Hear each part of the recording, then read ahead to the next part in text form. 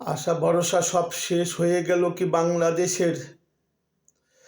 ছাত্র জনতার আন্দোলনের ফল কি হয়ে গেল বৃথা?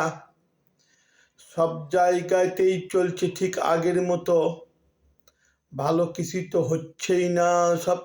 সব জায়গাতেই চলছে যথাতথা।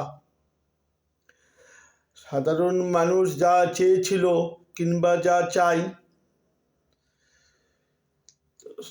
তাহা কি হয়েছে কিংবা হবে আদৌ পূরণ?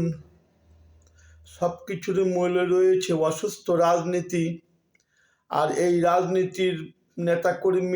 রাজনৈতিক দলের নেতাকর্মীরাই এর পিছনে মূল কারণ। মঞ্চ সাজাচ্ছে রাজনৈতিক দলগুলো বাংলাদেশকে এবং বাংলাদেশের সাধারণ মানুষগুলোকে নাচানোর জন্য।